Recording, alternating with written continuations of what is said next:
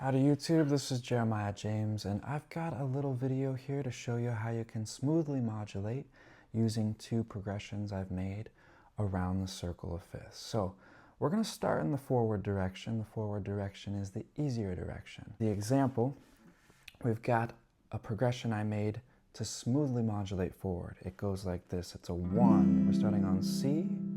We're going to head to the 4, F, and then we're going to play 2 measures on the 2 chord, a D minor. And the reason I'm choosing that D minor is if we look at the circle of fifths, check out the D chord.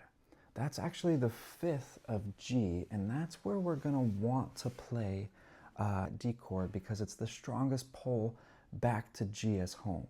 So let's demonstrate that. We've got a C, F, D minor. We're going to play it again just to get it in our ears that we're in the key of C. F, D minor. All right, we're going to do the same thing but change to a D chord instead of that D minor.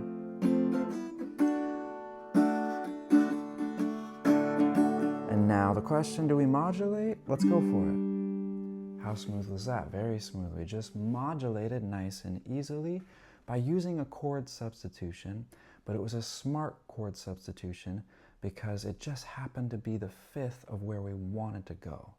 So just simply substitute that 5th of the key where you're headed to. So in our case, we were headed to G, and we substituted the D minor with D major, and that allowed us to smoothly land on our new home, G.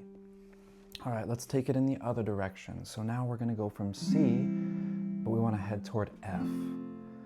The progression I've made to do this nice and smoothly is a 6. So we're going to start on the A minor, to a 3, E minor, to a G, the 5, to a C, the 1. So let's play that to just get in our ears that we're on the key, we're in the key of C. E minor, the 3, G, the 5, and C, the 1. And now we're going to make those substitutions. A minor stays the same.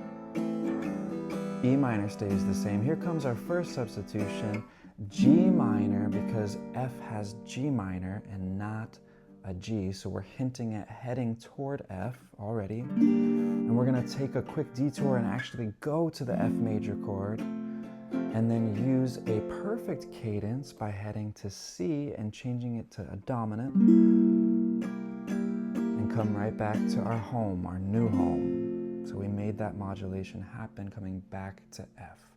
So the trick there was to do 2 things. It was to substitute the G major chord for G minor, which is part of the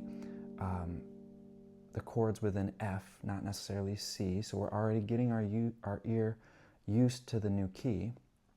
And then the other trick was to take a little detour, come toward our tonic for a moment, and then find a perfect cadence, which is using the 5th of that new key, and then coming back to our new tonic, the F chord.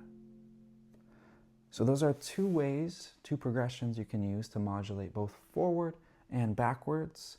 My challenge to you is to continue around the circle of fifths in both directions and see how it goes. Any other chord progressions that can help smoothly modulate around the circle of fifths, feel free to comment below.